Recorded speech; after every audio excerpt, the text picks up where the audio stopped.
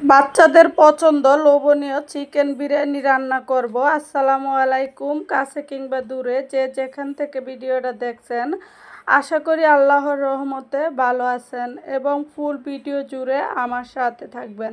তো কথা না বাড়িয়ে চলে আসি মূল রেসিপিতে। এখন আমি এখানে 1 কেজি মুরগি পুরো কেটে টুকরো টুকরো করে নিচ্ছি। এখানে আমি 1 কেজি পোলাও চাল নিয়ে নিচ্ছি আর নিয়ে নিচ্ছি একটা রেডিমেড মশলা। তা আমি মরিচের গুঁড়া দিয়ে লবণ দিয়ে চিকেনটাকে ম্যারিনেট করে নিচ্ছি। এখানে আমি একটু মানে দিয়ে জর্দার রং দিয়ে লবণ দিয়ে আলুটা করে নিচ্ছি। এখানে একটা ফ্যান দিয়ে আলুটা আমি কড়া করে ভেজে নিব। তো এই যে একটু লাল লাল করে একদম ভেজে নিচ্ছি, ভেজে এগুলা উঠিয়ে নিচ্ছি। এখন আমি পেঁয়াজ দিয়ে দিচ্ছি, পেঁয়াজগুলা বেরেস্তা করে নিব। এখন এটার সাথে আমি মুরগিগুলা দিয়েও একদম কড়া করে ভেজে নিব, কারণ যেহেতু ব্রয়লার মুরগি এই কারণে একদম ভাজা ভাজা করে নিচ্ছি।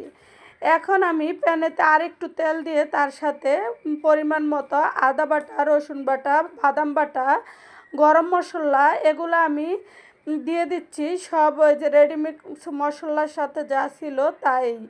আর তার সাথে দিয়ে দিচ্ছি আমি টক দই। তো টক দইটা ছিল না, আমি দুধ আর চিনি দিয়ে টক দই বানিয়ে নিচ্ছি। স্বাদ মতো লবণ ও লাল মরিচের গুঁড়া দিয়ে এখন আমি কষিয়ে নিচ্ছি আলুটা। এখন আমি মুরগিটা দিয়ে দিচ্ছি, দিয়ে ভালোভাবে নেড়ে চেড়ে কষিয়ে নিচ্ছি। কষানো হয়ে গেছে, এই পর্যায়ে দিয়ে দিব আমি চালগুলা, কারণ এগুলো সব বাজার মধ্যেই সিদ্ধ হয়ে গেছে। চালগুলো দিয়েও ভালোভাবে কড়া করে ভেজে নিব। তো এই বিরিয়ানিটা এইভাবে রান্না করে বাচ্চারা অনেক লোভনীয় করে খেয়ে নেয়। এই কারণে আমি এই রেডিমেড মশলা দিয়েই বেশিরভাগ বিরিয়ানি করি, কারণ চটপট হয়ে যায়, বেশি ঝামেলা করতে হয় না।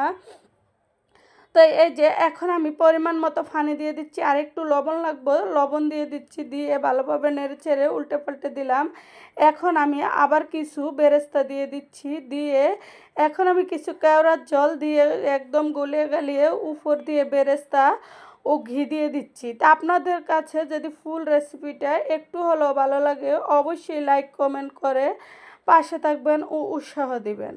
তাই এখন আমি পরিবেশন করতে নিয়ে আসছি, আর আহাদ একটু খাওয়া দাওয়া করে আপনাদের সাথে শেয়ার করব। এই জন্য সাজিয়ে গুছিয়ে দিয়ে দিলাম তাকে। এই যে এখন সে খেয়ে নিচ্ছে, তা আমিও একটু খেয়ে নিব। তা আমার কাছে বিরিয়ানি তেমন একটা ভালো লাগে না, তা তো যেহেতু নিজে রান্না করছি অবশ্যই ভালো না লাগলেও ভালো লাগবো। তাই সবাই পাশে থেকে লাইক কমেন্ট করে উৎসাহ দিবেন। আজ এই পর্যন্তই, আল্লাহ হাফেজ।